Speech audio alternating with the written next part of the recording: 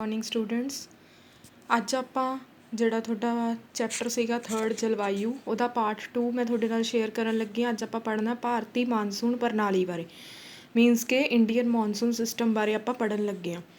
Monsoon शब्द का जिहड़ा जन्म है अरबी भाषा के शब्द मौसम तो होया है, जिसका अर्थ है भी मौसम के जिहड़े तत्त ने जिवें तापमान हो गया, नमी हो गया, दबाव हो गया, दिशा हो गया, उन्हां दा बदलाव जिहड़ा उन्हां विच परिवर्तन हुंदा है उसनूं आपां मानसून शब्द है जिहड़ा वो कहने आ। थोड़े समय के बाद बदलण वालियां पौणां नूं ही मानसून पौणा कहा जाता है।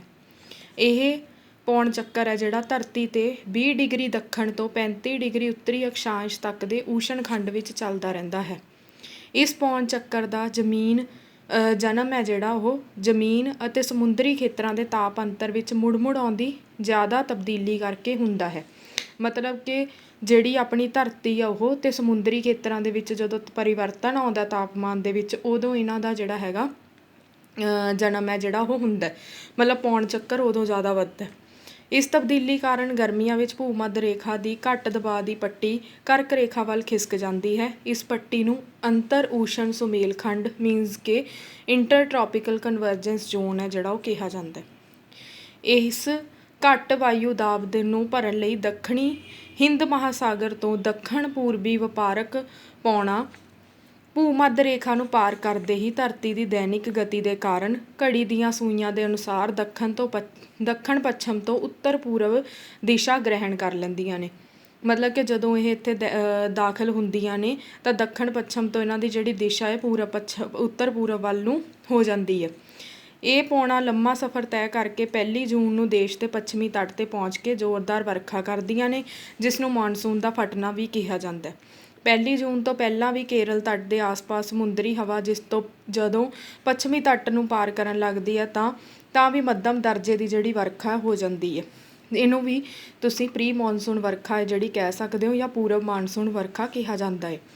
जून तो बाद अद्ध सतंबर तक यही मानसून पौणा ने जिहड़ियां सारे देश के विच वर्खा करदियां ने। सर्दियों में तमिलनाडु विच बहुत सारी वर्खा वापस मुड़दियां होईयां पौणा द्वारा हुंदी है।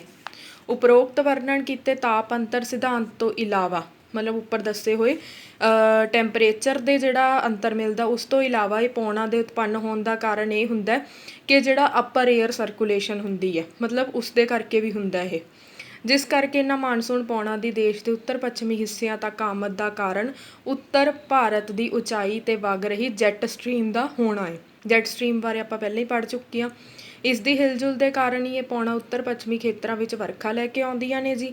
तीसरा अते अजोका कारण चिली के तट दे कोल जिहड़ा प्रशांत महासागर विच बहन वाली एल नीलो नां दी समुंदरी धारा है, जिस विच विग्यानिक पड़ताल होनी हजे बाकी है। ਉਹਦੇ बारे ਆਪਾਂ हजे कुछ कह नहीं सकते।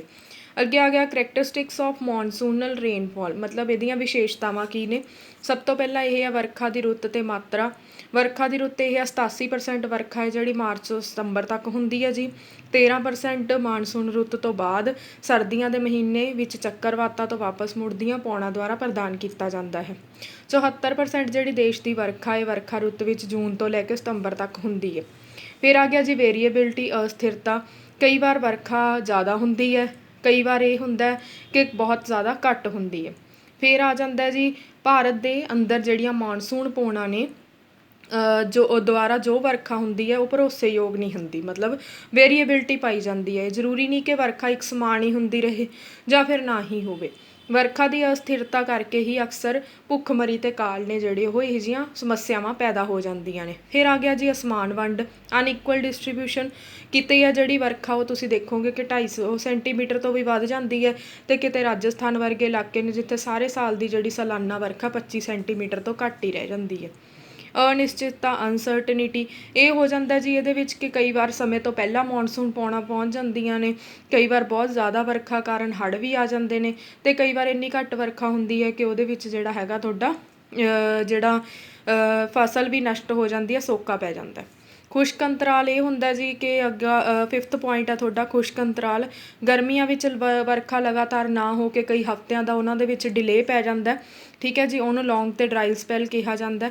ਖੁਸ਼ਕ ਸਮੇਂ ਨੂੰ ਇਹ ਜਿਹੜਾ ਆ ਜਾਂਦਾ, ਮਤਲਬ ਜਿੱਥੇ ਵਰਖਾ ਨਹੀਂ ਹੁੰਦੀ ਉਹਨੂੰ ਆਪਾਂ ਜਿਸ ਮਤਲਬ ਅੰਤਰ ਦੇ ਦੌਰਾਨ ਮੰਨ ਲਓ ਹਫ਼ਤਾ 2 ਹਫ਼ਤੇ ਜਾਂ ਕਿੰਨਾ ਚਿਰ ਵੀ, ਜਿੰਨਾ ਚਿਰ ਵਰਖਾ ਨਹੀਂ ਹੁੰਦੀ ਮੌਨਸੂਨ ਦੀ, ਤਾਂ ਉਹਨੂੰ ਆਪਾਂ ਮੌਨਸੂਨਲ ਬ੍ਰੇਕ ਜਾਂ ਮੌਨਸੂਨ ਰੁਕਾਵਟ ਕਹਿੰਦੇ ਹਾਂ, ਜੋ ਕਿ ਖਾੜੀ ਬੰਗਾਲ ਜਾਂ ਅਰਬ ਸਾਗਰ ਵਿੱਚ ਊਸ਼ਣ ਚੱਕਰਵਾਤਾਂ ਦੇ ਪੈਦਾ ਹੋ ਜਾਣ ਕਾਰਨ ਹੁੰਦਾ ਹੈ। 6ਵਾਂ ਪੁਆਇੰਟ ਆ ਗਿਆ ਜੀ ਪਰਬਤੀ ਵਰਖਾ।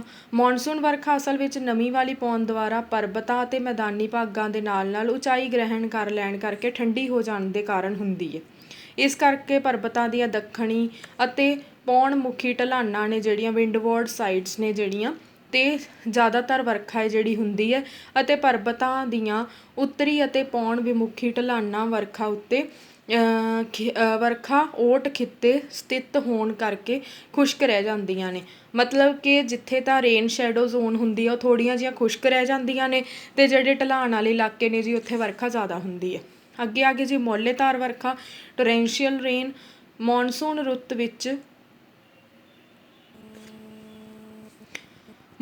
ਰੁੱਤ ਵਿੱਚ ਵਰਖਾ ਅਕਸਰ ਜ਼ਿਆਦਾ ਮਾਤਰਾ ਵਿੱਚ ਅਤੇ ਕਈ ਦਿਨ ਹੁੰਦੀ ਰਹਿੰਦੀ ਹੈ। ਇਸ ਕਰਕੇ ਕਹਾਵਤ ਹੈ ਕਿ ਭਾਰਤ ਵਿੱਚ ਵਰਖਾ ਪੈਂਦੀ ਨਹੀਂ ਬਲਕਿ ਗਿਰਦੀ ਹੈ। Means it never rains in India but it pours, ਠੀਕ ਹੈ ਜੀ।